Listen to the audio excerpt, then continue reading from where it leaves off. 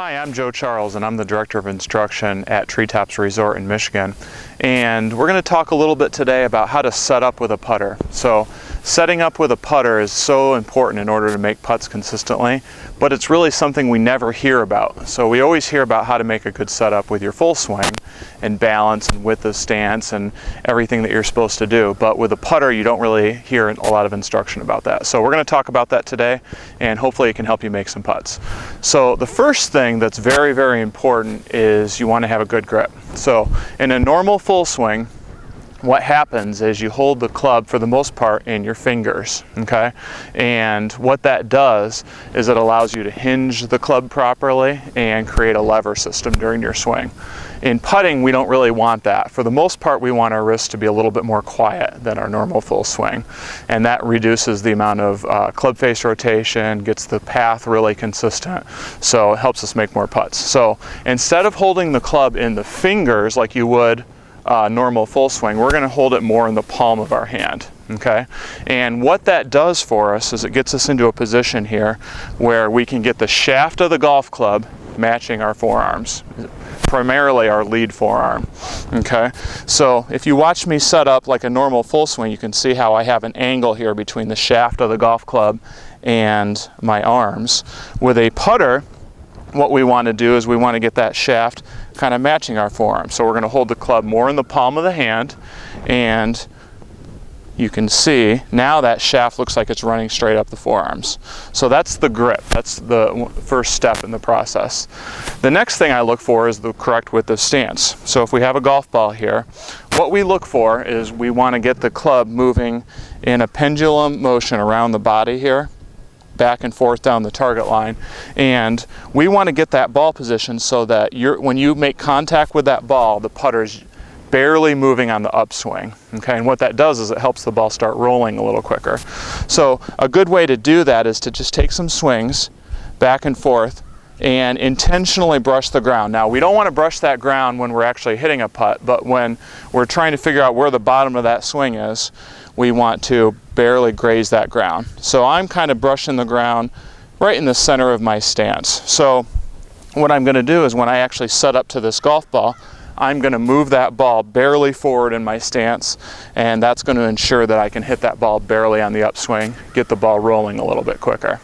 So that's step 2 in the process. So we've got grip, we've got ball position. As far as width of stance goes, that's a preference. There's no rules here. I generally like to see the feet a little bit more narrow than shoulder width. On a normal full swing, you're going to be about shoulder width, which produces good balance and good weight transfer during the swing, a lot of power.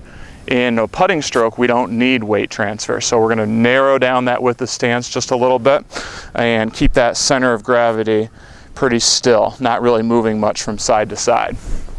Okay, so feet just a little bit more narrow than shoulder width. Okay, from there, the next most important thing is picking the putter, because what that does is it allows you to get your eyes in the correct spot over that golf ball. So what we see a lot with a lot of our students here at the Academy is the eyes too far inside the ball, okay? Which means the eyes, if I look down at this golf ball, my eyes for the most part are directly over that ball.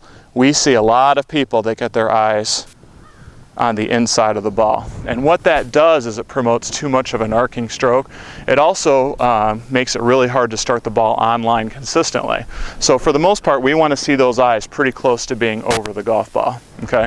One way to tell that is to take a ball, set up to the spot, okay, and then drop a ball right down from your left eye. That way you know where your eyes are in relation to that golf ball. That's one way to do it. We also have some tools we use where we put mirrors on the ground so that you can see where your eyes are and practice hitting putts off that. Those help really well also. So we want the eyes over the golf ball. From there, we want to make sure that we have the right amount of space between the handle of the golf club and the legs, okay? This is another thing that we see a lot. So if you look at when I'm set up like this, you can see how the handle of the club and my legs are very close to each other. So that's a problem, because if I were to make a swing back and forth and keep my legs quiet, like you're supposed to do in a putting stroke, I'm going to literally hit my legs. So in order to miss my legs, what do I have to do? Well, one option is I can use my wrist too much and kind of roll the club open and shut, which is definitely not what you want. Another option would be I can move my legs out of the way in order to miss them.